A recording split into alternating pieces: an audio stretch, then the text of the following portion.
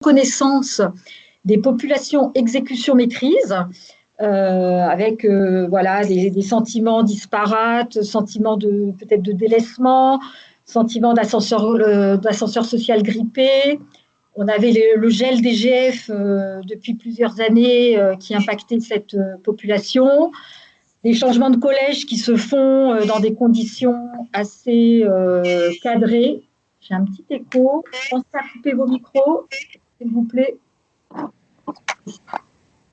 Donc voilà, un besoin de reconnaissance de ces populations. On avait aussi la problématique de l'allongement des carrières avec la réforme des retraites, qui nous incite fortement à travailler 2 années de plus. On voulait donner aussi aux salariés de nouvelles perspectives de parcours professionnel. Et l'idée était également de proposer à des salariés qui s'inscrivent durablement dans leur emploi des perspectives de reconnaissance. Et donc, derrière, c'est un peu l'idée de fidéliser les salariés, puisqu'on a effectivement besoin de salariés qui bougent, qui font des mobilités, mais on a aussi besoin de salariés qui s'inscrivent durablement dans leur emploi. On verra que pour ces champs qui sont dans l'accord reconnaissance, nous avions besoin d'un nouvel outil qu'on va appeler le GF référent, on va vous en parler. Et ce GF référent, du coup, a nécessité de renégocier l'accord structure d'emploi, puisque le système de classification avec nos GF sont dans l'accord structure d'emploi. Et donc, ce qui a été mis sur la table, c'est qu'en fait, on avait 2 accords à négocier. Et ces 2 accords constituent un tout indissociable. Donc, c'est-à-dire que soit on avait le choix de signer les 2 accords, soit c'était rien du tout. Mais on ne pouvait pas prendre l'un sans l'autre. Je te laisse... voilà. Et je vais laisser la parole à Régis pour commencer le premier thème de l'accord reconnaissance. Non, celui-là, je le fais, celui-là. Donc, le périmètre, on l'a dit, 4 grandes thématiques, la reconnaissance dans l'emploi, la reconnaissance des parcours pro, la reconnaissance des salariés en fin de carrière et la reconnaissance de l'adaptabilité. Donc, c'est un périmètre, là aussi, comme dans toute négociation, voilà, il y a un champ qui est défini. Nous, côté CFDT, on aurait souhaité avoir un périmètre relativement différent, puisqu'on aurait souhaité notamment pouvoir re-questionner la question des RIP, des exécutions et des maîtrises, PO1, PO2, PO3, puisque pour nous, on a un vrai sujet sur la RIP de ces populations. Il se trouve qu'on n'a pas réussi à intégrer cette thématique dans le périmètre de la négociation. En revanche, la direction a souhaité fortement pouvoir intégrer la thématique de la reconnaissance de l'adaptabilité. Voilà, donc voilà, à un moment, une négociation, c'est un compromis et ce n'est pas un gros mot. Et du coup, il a fallu négocier sur l'ensemble de ces thématiques. On aurait souhaité, pour notre part, probablement quelque chose de plus ambitieux. Aujourd'hui, notre constat, c'est que pour autant, il y a de réelles avancées sociales. Et donc, j'ai pas entendu, mais je pense que, voilà, si vous pouvez fermer vos micros, il y a quelqu'un qui parle derrière. Il y a des avancées sociales et donc, comme on l'a dit, cette négociation, elle constituait la négociation de 2 accords différents. Et pour nous, il y a un équilibre globalement favorable autour de ces 2 accords et c'est pourquoi nous avons signé ces 2 accords. Et je passe la parole à Régis. Merci pour cette introduction. Donc moi, je vais vous parler, dès que la diapo s'affiche, de la première mesure qui répond à la problème de la reconnaissance dans l'emploi. Donc vous en avez entendu parler, il y a des GF référents qui vont être mis en œuvre. On va y avoir un total sur la période de cet accord de 1100 GF qui vont être attribués aux salariés de la PO1 à la PO3.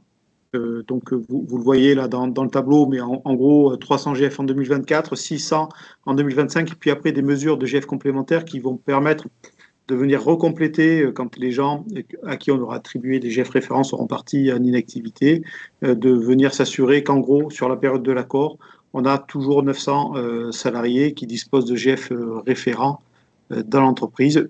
La question qui se pose pour l'attribution de ces GF référents, c'est que ce sont des salariés qui s'inscrivent durablement dans l'emploi, donc qui vient récompenser et permettre un moyen de reconnaître l'investissement dans la durée sur une MPO et sur un même emploi. Donc ça, c'est la première mesure reconnaissance. Ensuite, hop,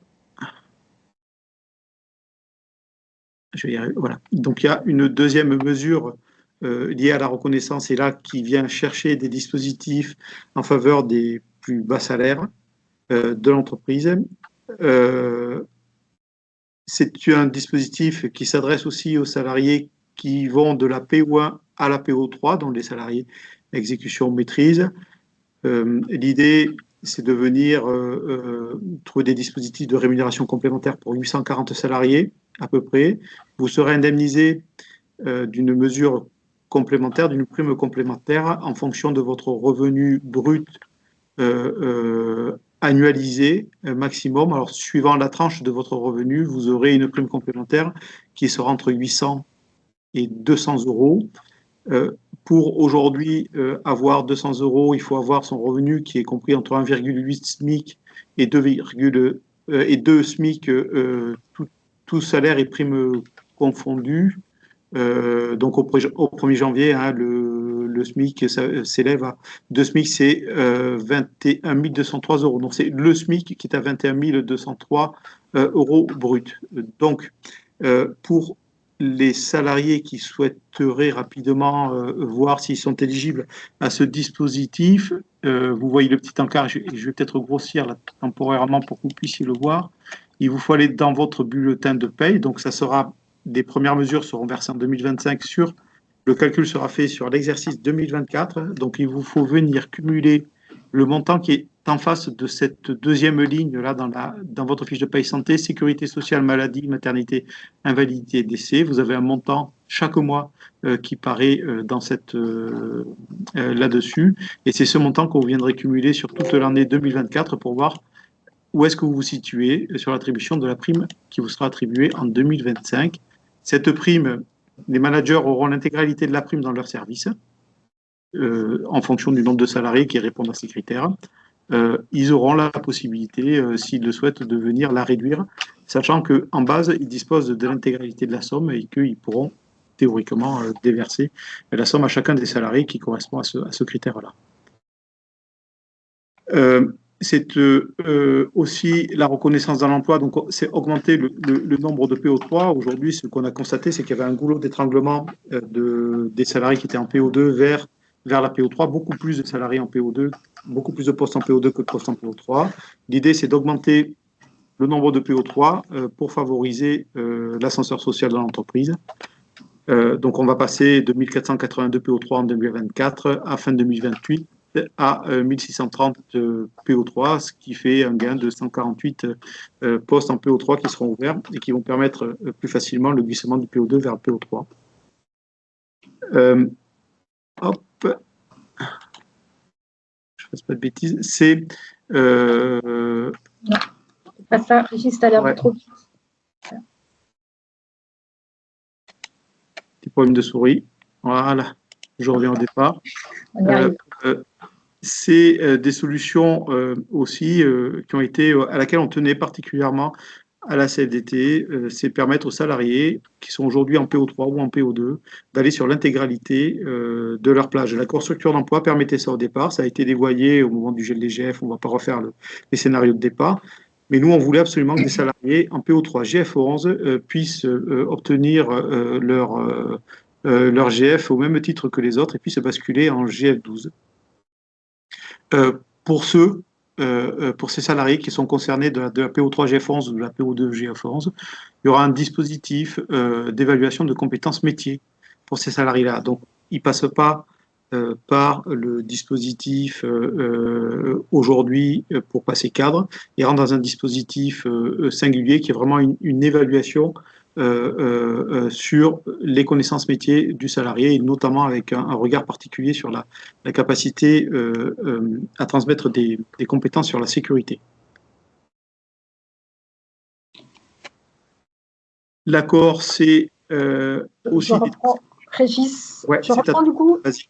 Vas-y, sur la reconnaissance. Donc, sur la reconnaissance des parcours professionnels, donc, vous avez peut-être entendu parler dans le cadre du projet d'entreprise d'un dispositif de comobilité qui permettait de s'engager sur un premier emploi puis un deuxième emploi. Là, l'idée, c'est de reprendre un peu cette logique-là, mais pas dans le cadre du projet d'entreprise, mais pour l'ensemble des salariés de RTE. Donc, en fait, on a trois hypothèses. On a la première hypothèse où un salarié accepte d'aller créer un emploi soit en tension, soit sur un site en déficit d'attractivité. Ça, ce sont des notions que vous pouvez retrouver dans le dispositif DINAM. Eh bien, si ce salarié accepte de créer ce premier emploi en tension ou sur un site en déficit d'attractivité, il pourra ensuite se voir garantir le deuxième emploi dans la région de son choix et la direction de son choix. Donc, en gros, il fait un effort sur le premier emploi, mais ça lui permet d'obtenir l'emploi qu'il souhaite en deuxième lieu. On a une deuxième hypothèse, c'est si le salarié, de la même façon, accepte une première mutation dans une région qui recherche une compétence spécifique, eh bien, on lui garantira ensuite un deuxième emploi dans l'entité ou la région d'origine qu'il souhaite. Et puis, on peut avoir une troisième hypothèse qui est le cadre du projet professionnel où on n'est pas immédiatement opérationnel sur l'emploi que l'on souhaite occuper. Donc, on va permettre à un salarié d'abord créer un premier emploi qui va lui permettre de monter en compétences, d'obtenir le niveau requis, et ensuite, il pourra, dans un deuxième temps, aller sur l'emploi souhaité. Ce dispositif, il est sur la base du volontariat. On n'oblige personne à rentrer dans ce dispositif. Et surtout, il est réversible. C'est-à-dire que si, lorsque le salarié occupe son premier emploi, il se passe tout un tas d'événements dans sa vie pro ou perso qui fait que finalement, la mutation sur le deuxième emploi ne lui paraît plus opportune, il pourra tout à fait renoncer à ce deuxième emploi et rester dans l'emploi initial. Donc, première chose. Ensuite, dans la reconnaissance des parcours pro, on a, dans le cadre des mobilités fonctionnelles, on souhaite vouloir encourager encore plus ce qu'on appelle les dispositifs passerelles qui permettent en fait pour un salarié d'un métier tertiaire d'aller créer un emploi technique et vice-versa, technique vers tertiaire. Donc, pour ce faire, l'académie va être mobilisée pour développer des formations qui permettront d'acquérir le socle de compétences métiers nécessaires pour cette mobilité fonctionnelle. On pourra également bénéficier d'un accompagnement personnalisé via, alors on y verra un peu plus clair tout à l'heure, le mentor ou le compagnon, qui sont deux nouvelles notions également dans cet accord reconnaissance, puisque en fait chaque cas va être différent. Donc on va pouvoir faire soit du sur-mesure, soit l'académie sera mobilisée. Et puis, eh bien, si on remplit les conditions, dans ces cas-là, ça peut aussi ouvrir droit à la prime d'adaptation, que vous connaissez probablement également. Ensuite, nous avons toujours aujourd'hui un certain nombre de salariés qui restent en PO1 et qui ont du mal à changer de position pour diverses raisons. Et donc là, l'idée, c'est d'aller les accompagner de façon significative pour les aider à franchir un palier de compétences au sens très large du terme. Et donc, l'idée, c'est de pouvoir accompagner une dizaine de salariés PO1 volontaires pour les amener vers la PO2, soit via des formations, soit aussi avec les conseils d'un mentor, on va voir tout à l'heure. L'idée, voilà, c'est pour ceux qui le souhaitent, pouvoir être le plus possible accompagnés vers ce passage de PO. Ensuite, valorisation des acquis de l'expérience, ça peut vous parler également. C'est un dispositif de droit commun qui permet, en fait, une fois qu'on a documenté un certain nombre de compétences dont on dispose, de pouvoir les valoriser et d'obtenir un diplôme complémentaire. Donc, c'est souvent une usine à gaz et donc ça peut être décourageant pour les salariés de s'investir dans ce dispositif. Et donc, l'idée, c'est de les aider, ces salariés, via donc, un accompagnement personnalisé. Ils pourront également disposer de 6 jours d'absence rémunérée pour constituer leur dossier. L'entreprise s'engage à financer la VAE à hauteur de 50% dans la limite de 1 000 €. Et ensuite, l'idée, c'est qu'une fois que le salarié a réussi à valoriser ses compétences par les acquis de l'expérience, de pouvoir l'amener vers un nouvel emploi qui correspond à ces nouvelles compétences. Et là, l'objectif, c'est de s'engager à hauteur de 20 salariés par an. Un objectif assez ambitieux, mais voilà, c'est un beau challenge. enfin, alors voilà, donc là, on était sur les parcours professionnels. Troisième thématique, c'est la reconnaissance de la fin de carrière. Donc là, on est avec une cible de salariés qui sont à 5 ans de leur date d'ouverture de droit, c'est-à-dire la date à laquelle ils peuvent partir à la retraite au plus tôt, quel que soit des cotes sur cotes, on ne rentre pas là-dedans, mais le salarié peut partir à cette date-là. Donc, dans les 5 ans qui précèdent, on va proposer différents dispositifs. Le premier dispositif, c'est de pouvoir transformer l'indemnité de départ à la retraite, qui est prévue dans un accord de branche, dans les IEG. Cette indemnité de départ à la retraite, aujourd'hui, elle est payée en euros. Ce sont des mois de salaire. Eh bien, l'idée, c'est de convertir une partie de cette indemnité en temps. Et donc, ça permettra aux salariés d'anticiper encore un peu plus son départ à la retraite. Donc, on a différentes cas selon l'ancienneté dans les IEG. Ensuite, si on arrive au slide suivant, donc pour les salariés donc à 5 ans de leur départ, on va leur donner également la possibilité de davantage intervenir dans les formations internes à RTE. De deux façons, soit en tant que formateur à temps partiel, vous connaissez peut-être cette notion de formateur à temps partiel. Aujourd'hui, ces formateurs à temps partiel étaient limités à hauteur de 20 jours par an. On a doublé la possibilité de pouvoir être formateur donc, au sein de l'académie. Et par ailleurs, parfois, on peut être force de proposition dans le cadre d'une formation sans prendre le rôle entier de formateur à temps partiel. Donc là, on va pouvoir être consultant technique, c'est une nouvelle notion, et ça permet aux salariés de participer à l'élaboration d'une formation. Donc sur un bout de la formation, il va pouvoir participer. Ou alors, il peut intervenir de façon ponctuelle pour apporter des précisions sur lesquelles il est plus particulièrement pointu. Là également, c'est jusqu'à 10 jours par an. Et dans les deux cas de figure, formateur ou consultant technique, le salarié bénéficie d'une indemnité qui est l'indemnité FTP de l'accord de 2008 pour les plus anciens, si ça leur parle. Slide suivant. Alors, voilà, on en a parlé brièvement. En fait, on a deux nouvelles notions, la notion de compagnon et la notion de mentor. Le compagnon, c'est quelqu'un qui est donc particulièrement expérimenté. Il arrive à la fin de sa carrière professionnelle, il lui reste quelques années à faire et il a souvent envie de transmettre ses compétences, son savoir, son expertise. On avait parlé à une époque du contrat de génération aussi, où l'idée était de transmettre des plus anciens vers les plus nouveaux son savoir, son expertise. On reprend cette idée-là et on permettra à ces salariés de dédier un jour par mois à cette transmission de compétences et d'expertise. On dit geste métier, c'est pas que de l'opérationnel pur, enfin, c'est-à-dire que ça peut concerner tous les métiers de l'entreprise. Ça peut être un gestionnaire contrat de travail, ça peut être un fiscaliste, ça peut être un acheteur. Ces salariés qui ont acquis une forte expertise de par la durée de leur carrière pourront transmettre leur savoir avant de partir à la retraite. Et ça nous semble important. Et on a aussi le mentor. Alors, le mentor, on est dans l'idée de mentorat, c'est-à-dire c'est quelqu'un aussi d'expérimenté qui va accueillir une personne qui arrive dans l'entreprise. Ça peut être un jeune cadre, ça peut être d'autres populations. Et l'idée, c'est de lui donner une vision de comment l'entreprise fonctionne, qui fait quoi, quelles sont les missions des uns et des autres, quelles sont les compétences qui sont valorisées à RTE, et d'échanger comme ça pour lui permettre de gagner du temps et de mieux comprendre en fait comment l'entreprise fonctionne et quelles sont les compétences attendues et de l'aider à se diriger pour organiser sa future carrière. Et là, ça se fait en rendez-vous individuel, en tête-à-tête, mentoré.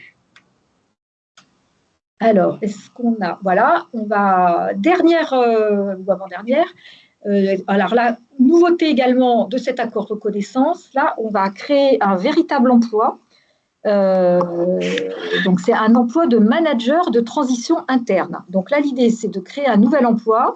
Donc, ça passera par les instances que vous connaissez sur les créations d'emplois, pour ceux qui connaissent ça. Et donc, du coup, c'est de se dire de temps en temps, dans une équipe X ou Y, on va avoir un manager qui est absent pour une durée limitée de quelques mois, entre 3 et 12 mois.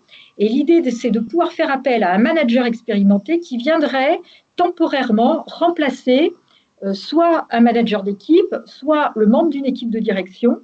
Alors, ce sont des emplois qui existent à l'externe, hein, et l'idée, c'est d'internaliser ce type d'emploi.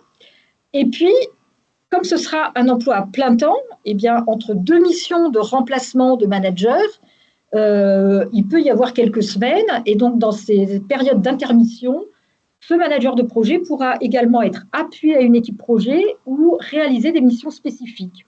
Donc, il est bien occupé à temps plein dans ce nouvel emploi. Et l'idée, c'est d'en avoir en gros un par région qui pourrait intervenir, alors tout cela se fera au cas par cas, hein, mais qui pourrait intervenir sur le périmètre de la région. Et on voit plutôt un emploi PO6, PO7 sans préjuger de ce que fera le comité structure d'emploi, mais voilà, c'est plutôt pour des managers expérimentés. Dernière chose, sur les reconnaissances de fin de carrière, c'est de garantir un examen systématique pour les salariés qui, au moment de partir à la retraite, seraient encore dans un NR inférieur au NR 140. Donc, il y aura un examen systématique de la part de la DRH pour voir s'il y a lieu, le cas échéant, de lui attribuer un ou plusieurs NR afin de lui permettre d'atteindre le NR 140. Alors, ça vise grosso modo une dizaine de salariés RTE, puisque bon nombre d'entre eux, c'est bien heureux, finissent leur carrière au-delà. Pour autant, on ne pouvait pas en faire un dispositif beaucoup plus important en termes de cible, de visée, puisque, vous l'avez bien compris, ce sont des mesures que prend RTE, mais que finalement, c'est le régime de retraite qui paiera et qui financera finalement ces mesures-là. Donc, c'était un peu compliqué, voilà, en tant qu'employeur, de prendre des mesures qui sont ensuite financées par quelqu'un d'autre. Et c'est pour ça qu'il y aura forcément toujours un nombre limité de bénéficiaires. Voilà, on ne pouvait pas demander beaucoup plus haut que NR 140, même si nous aurions souhaité aller au-delà, bien sûr.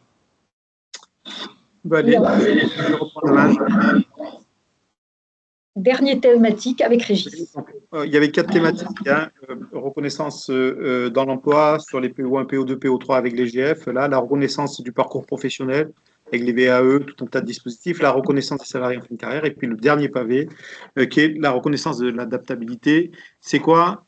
C'est la possibilité à l'entreprise d'organiser des chantiers programmés, des chantiers ou des opérations programmées en dehors des heures habituelles de travail. Ça veut dire quoi? Ça veut dire qu'on va pouvoir organiser des séances de travail sur des horaires qui ne sont pas ceux que les salariés ont l'habitude de faire. Ça peut être en décalé après 17h, de 17h à 20h, ou 17h à 22h, ça peut être le samedi, ça peut être le week-end. L'idée, c'est de permettre ce dispositif et la mise en place de ce dispositif par des salariés qui y participent, qui pourront être à la maintenance, à DI, à la DIREM, au CNER, à la DSIT, etc. C'est un dispositif qui s'inscrit dans une démarche de volontariat. Ça, c'est important, c'est-à-dire que on pourrait estimer ne pas avoir envie de rentrer dans ce type de dispositif parce qu'on estime que le soir et le week-end, c'est quelque chose de sacré, et puis peut-être la période de vie ne permet pas ça, donc les salariés qui ne seront pas volontaires à accéder à ce dispositif n'y accéderont tout simplement pas. Donc il n'y a que les salariés intéressés pour y aller qui iront. Le principe du décalage horaire, c'est un décalage en fait sur les 24 heures de la journée, du lundi au dimanche. Bien sûr, s'il y a intervention le week-end, il y a un repos hebdomadaire en amont s'il y a une intervention le week-end. Et s'il y a intervention le dimanche ou jour férié, il y a une compensation égale en temps qui est également donnée. Donc ça, c'est le principe des chantiers à délai contraint.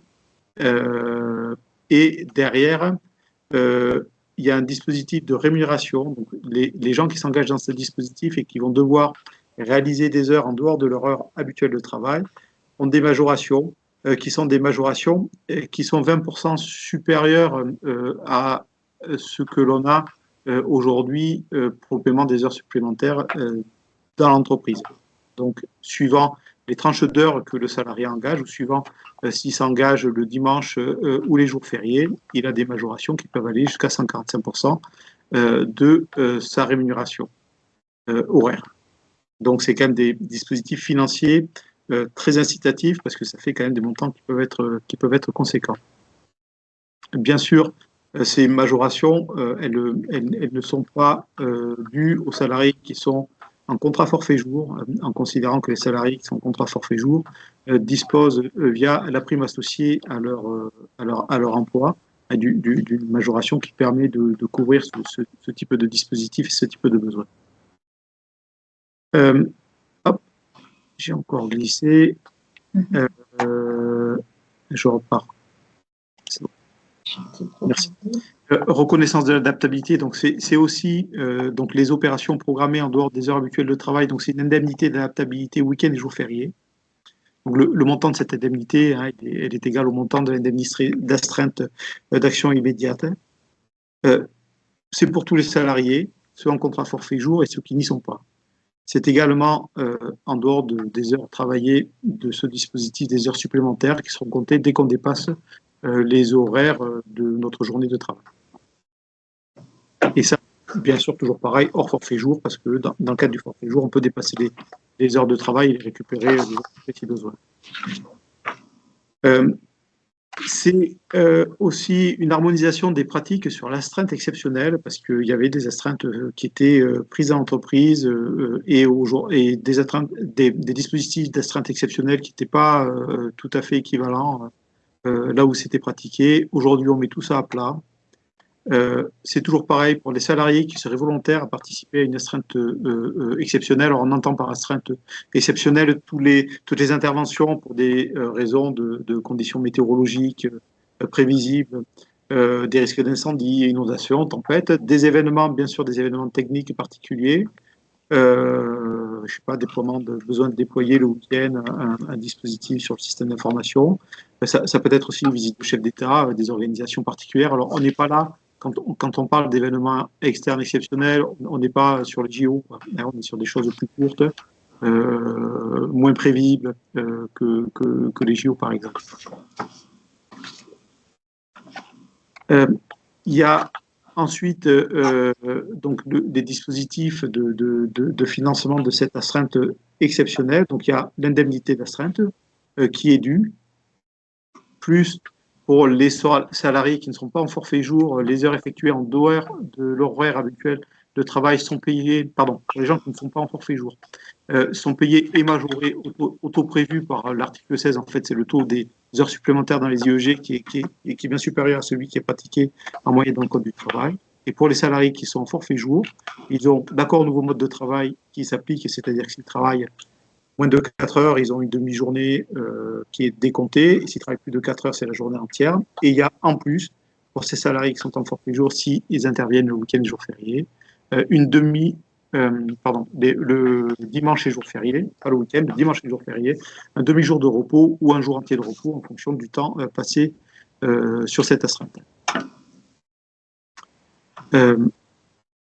La reconnaissance de l'adaptabilité, on a voulu aussi donner un cadre pour les gens, uniquement les salariés qui prennent l'astreinte, de pouvoir déroger à la journée de 10 heures, en passant à la possibilité d'aller jusqu'à 12 heures de façon exceptionnelle.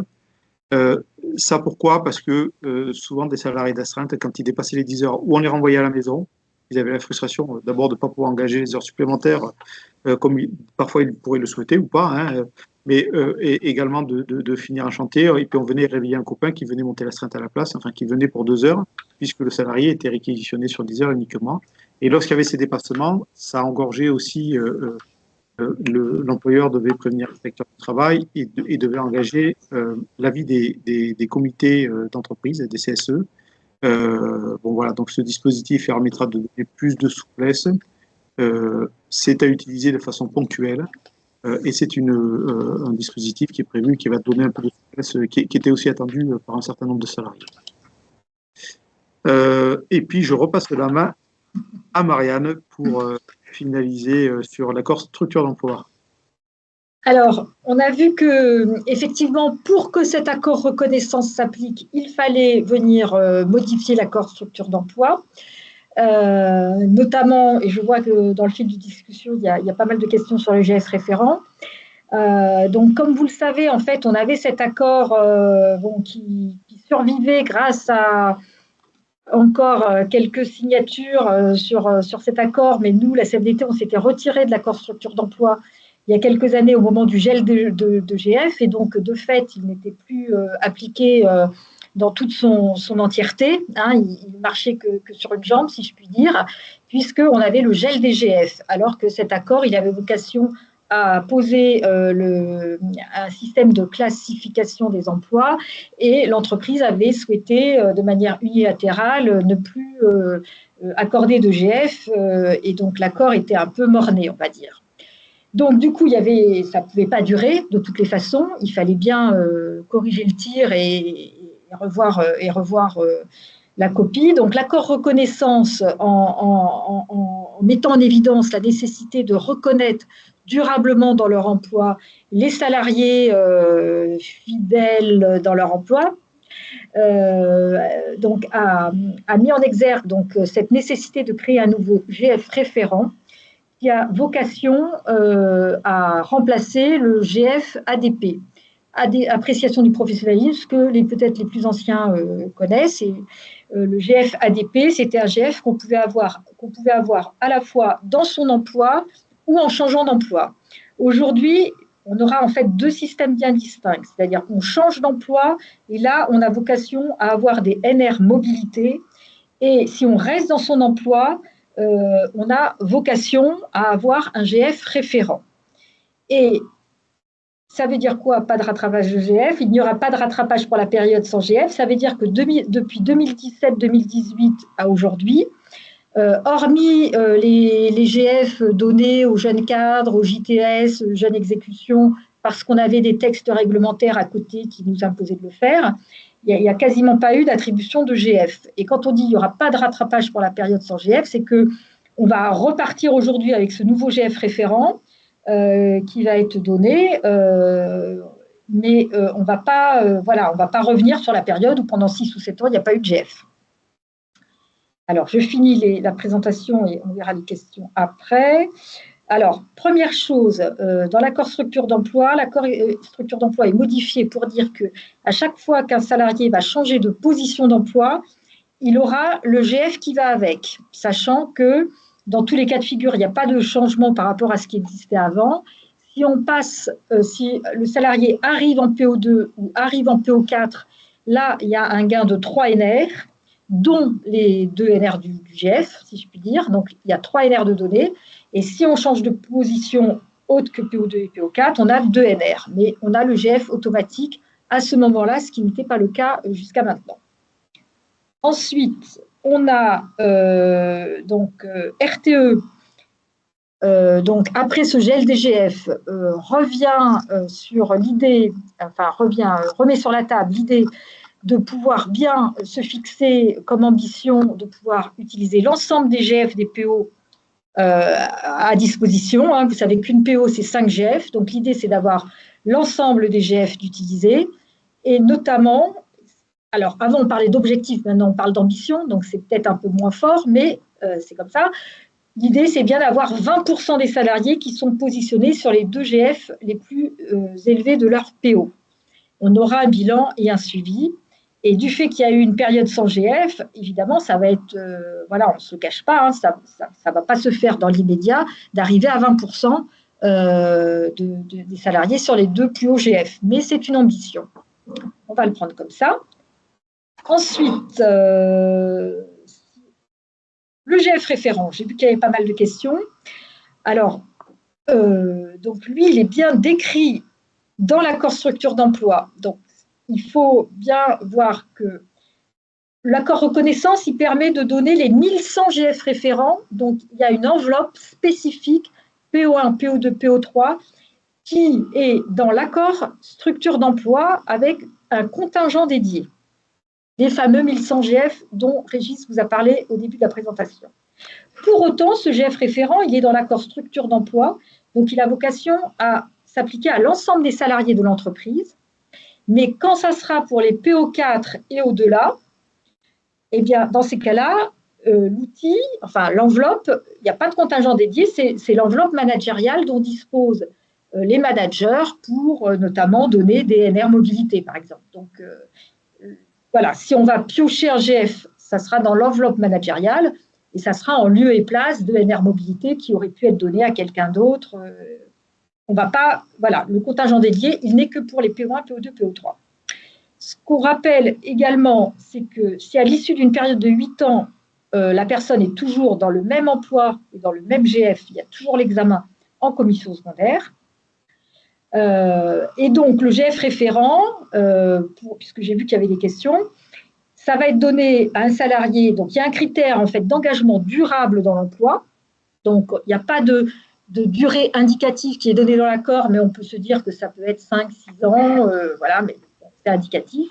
Et après, c'est, comme on dit, GF référent. Donc, en fait, c'est je suis manager dans mon équipe.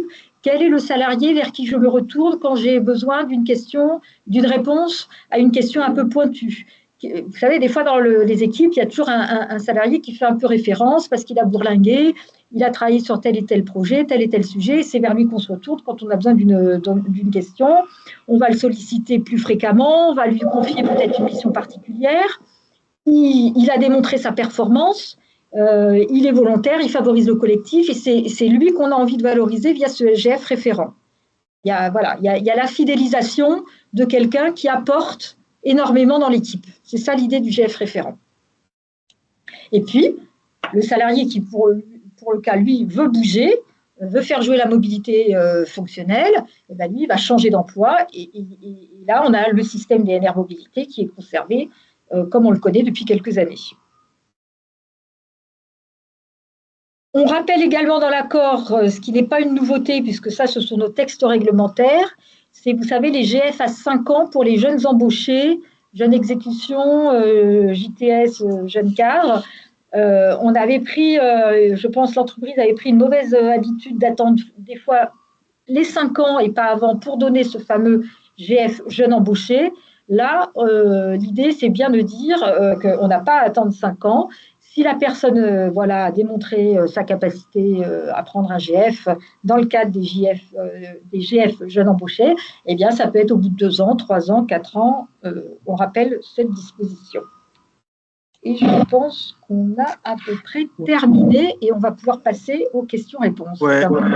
Je pense que, merci, donc vous l'avez compris, cet accord, il est super large, il y a beaucoup de choses, donc en 40 minutes de présentation, on a été un peu, il y a beaucoup d'éléments qui ont été apportés, on peut préciser quelques éléments là, et puis si vous avez besoin, n'hésitez pas à nous poser des questions, on essaiera d'alimenter des fils de discussion et puis des réponses à côté, et puis Solange, peut-être que tu as pu synthétiser quelques demandes prégnantes de compléments d'infos. Merci, oui. Beaucoup de questions, effectivement, sur les GF référents, parce qu'il y avait une première slide, mais au tout début, puis une deuxième slide pour expliquer le GF référent et comment ça s'articule pour ceux qui sont concernés directement par le contingent ou hors contingent. Est-ce que vous pouvez bien redire quels sont les critères, peut-être en revenant sur la slide, quels sont les critères pour être, entre guillemets, éligible au GF référent, voilà. Et quelle est l'articulation avec le GF jeune technicien supérieur, quels critères donc d'activité, critères comportementaux, critères de durabilité dans l'emploi ou dans la direction métier ou même PO. Est-ce que vous pouvez tout réexpliquer, s'il vous plaît, en une seule fois? Le GF référent, c'est la possibilité pour des salariés qui s'inscrivent dans la durée dans un même emploi d'obtenir un dispositif complémentaire de reconnaissance complémentaire. Ça vient de l'idée que nos carrières s'allongent et qu'il y a des gens qui font le choix de rester plutôt dans un même emploi et que l'entreprise se retrouve un peu à bout de dispositifs pour venir reconnaître ces salariés qui sont assis sur un même poste depuis 5, 6, 7, 8 ans et il fallait imaginer un dispositif pour venir reconnaître ces compétences. Les salariés éligibles, donc, sont des gens qui n'ont pas vocation à changer d'emploi à court terme, ce sont bien des salariés qu'on veut accompagner dans la durée dans un même emploi. Je prends n'importe quel exemple, je prends un exemple ADI, un assistant technique étude des projets, qui veut rester en PO3, qui souhaite rester en PO3 sur ce même métier encore pendant les 4 années à venir, qui a déjà une expérience de 5-6 ans, par exemple, dans cet emploi, qui est quelqu'un dont les actions au métier sont remarquables, et qui a la capacité à transmettre à son équipe les bons gestes, la connaissance, qui accompagne les plus jeunes, et qui est en plus un salarié qui est capable d'insuffler des bonnes postures sur la sécurité, rentrera pleinement dans la typologie du salarié à qui on adressera un GF référent. On va retrouver cette similitude que je viens de vous présenter dans tous les métiers de l'entreprise, PO1, PO2, PO3.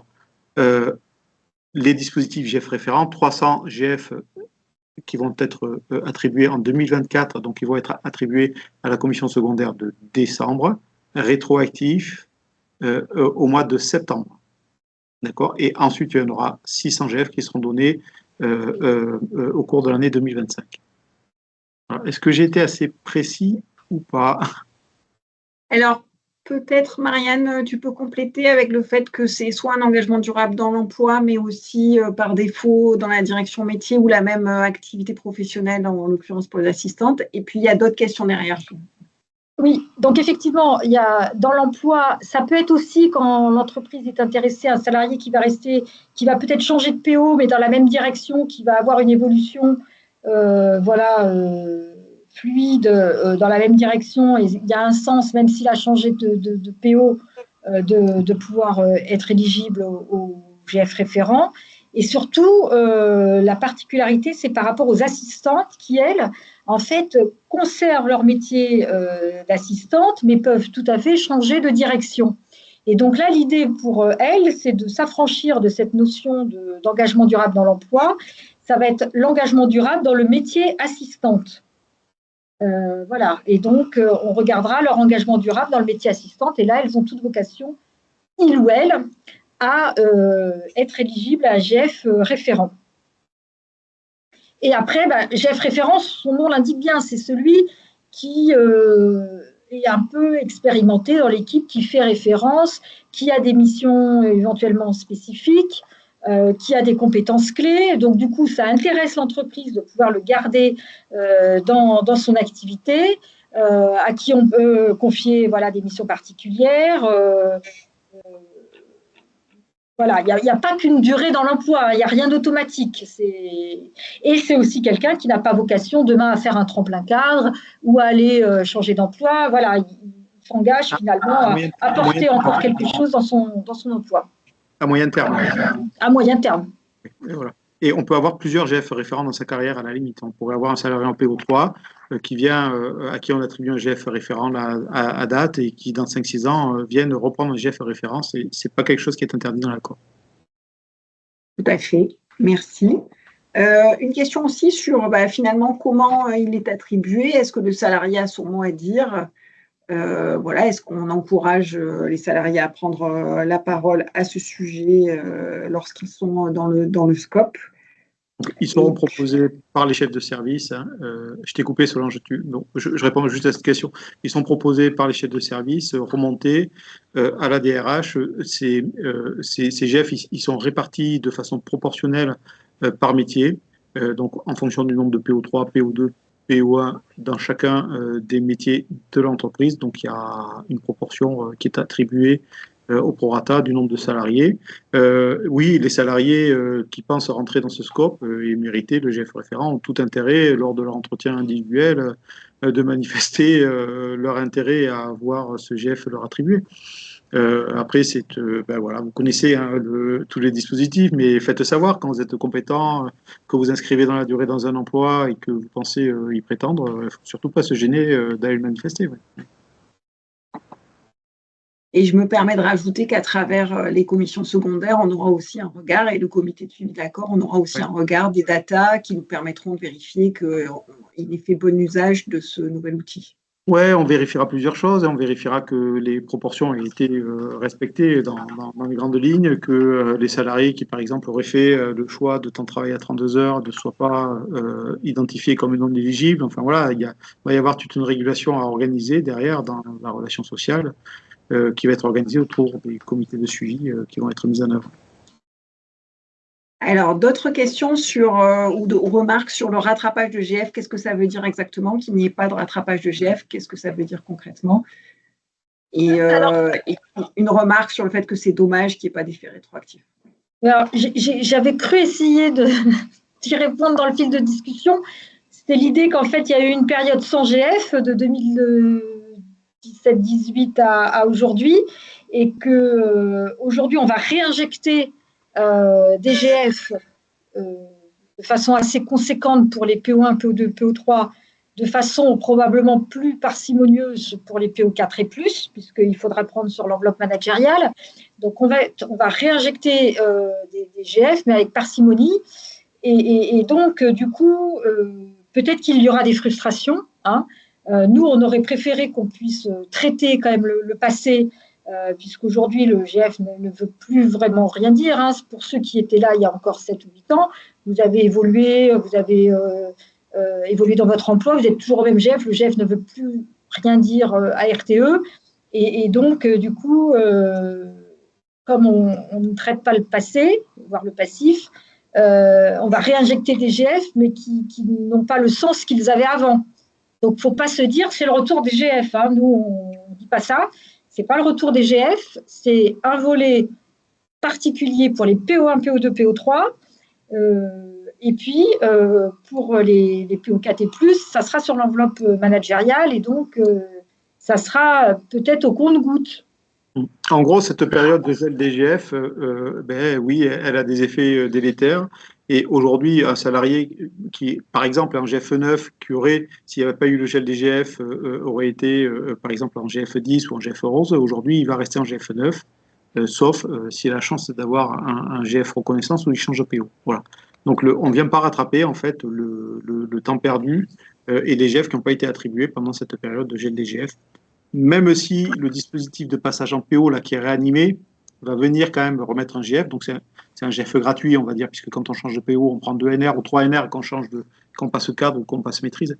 Mais avant, on changeait de PO sans changer de GF. Maintenant, on changera de PO et de GF. Donc, quelqu'un qui passe de PO2 à PO3 se verra attribuer les 2 NR, comme ça l'était avant, et le GF, sans attribution de NR associé à ce GF complémentaire.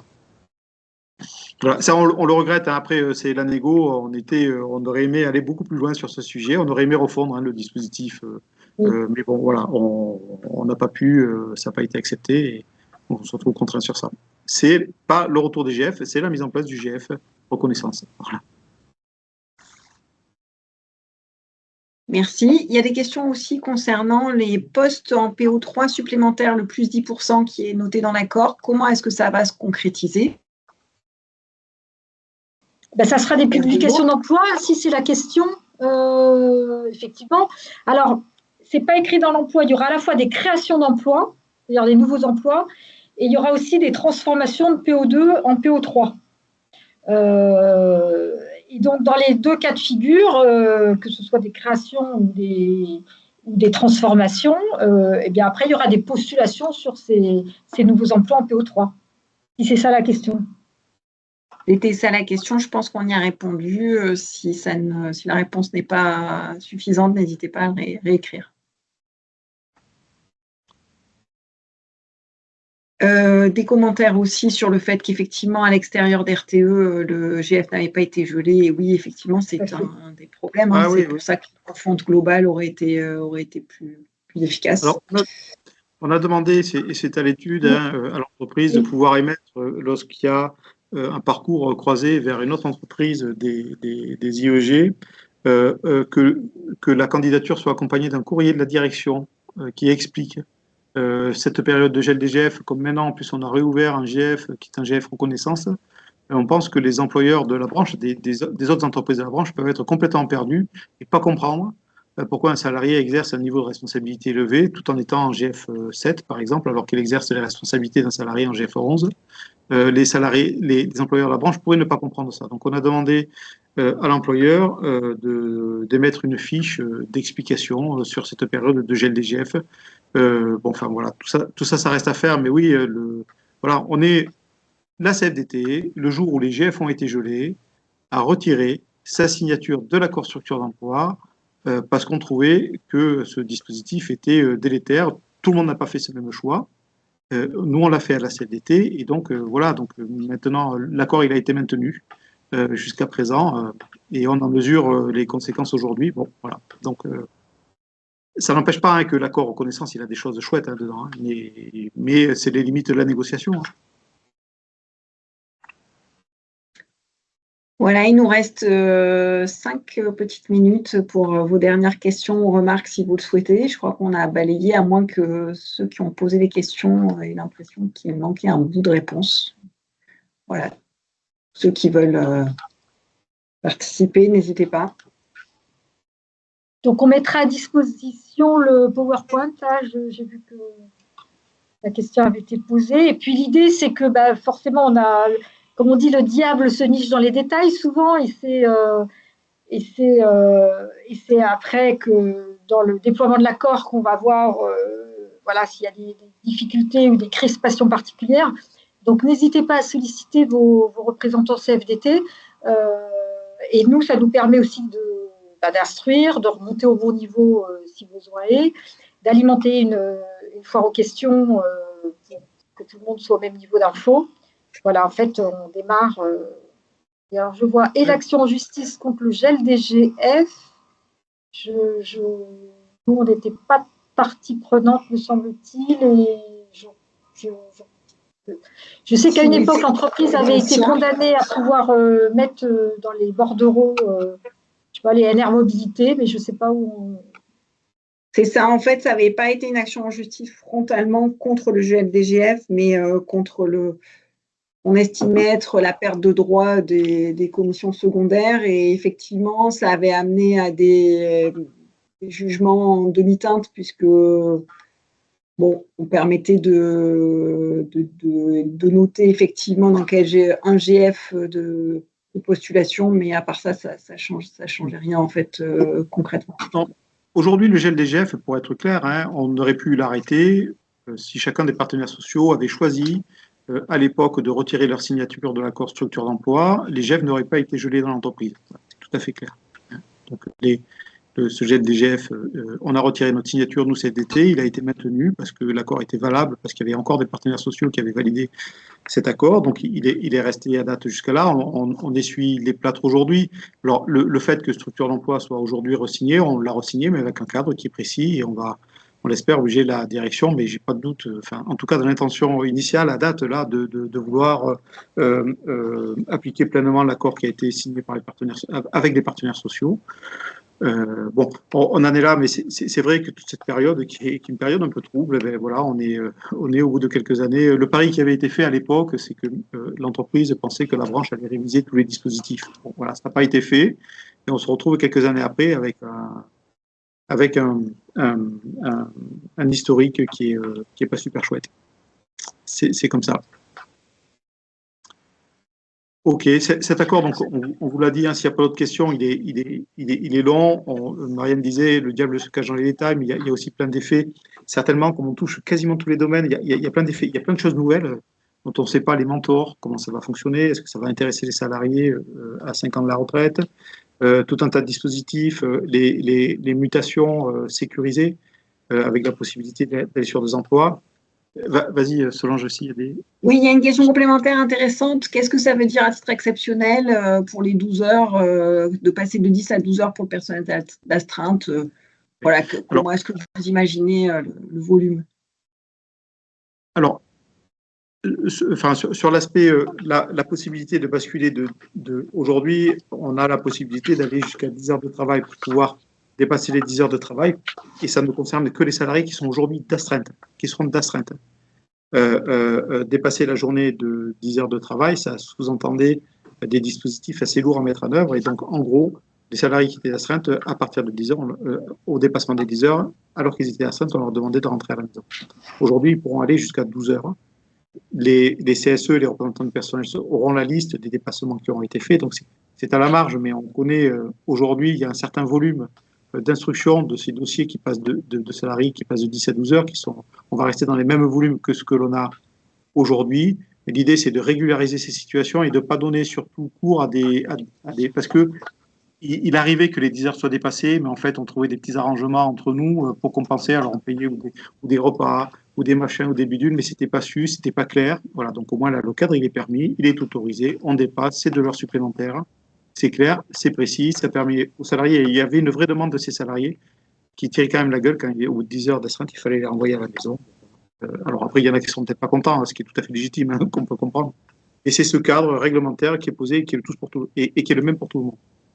Je ne sais pas si j'ai répondu à la question. Et on ne pouvait déroger aux 10 heures que par accord, en fait, parce que toutes les dispositions du Code du travail, si on va au-delà, il faut un dispositif d'accord entre les partenaires sociaux et l'entreprise pour pouvoir le mettre en œuvre. C'est ce qui a été fait là en signant cet accord. Bon, voilà, donc je vous disais, on aura des effets de bord et on va découvrir en marchant un peu les limites, l'intérêt et les limites de cet accord. Sur les mobilités sécurisées, on a enfin dans l'entreprise un dispositif qui permet aux salariés, lorsqu'il engage une mutation, de ne plus partir avec la valise, vendre sa maison. Il y a des possibilités de retour au domicile. Voilà, donc ça, c'était vraiment quelque chose qui était aussi qui nous était cher. Parce qu'il y a beaucoup de souffrance chez les salariés qui voudraient pouvoir partir et qui ne le font pas parce qu'il faut déménager, prendre les gamins. On ne sait pas si on va revenir dans sa région. On a des parents qui sont âgés, qui vieillissent. On a envie à un moment donné de revenir sur son lieu de travail initial. On a envie de faire des parcours croisés, mais partir à l'aventure sur un poste sans savoir si derrière il y a un engagement d'entreprise sur un deuxième poste, c'était quand même assez compliqué. Donc les salariés volontaires qui voudront s'inscrire dans ces dispositifs auront une convention qui sera établie au départ, qui sera claire, qui viendra un peu verrouiller ces parcours.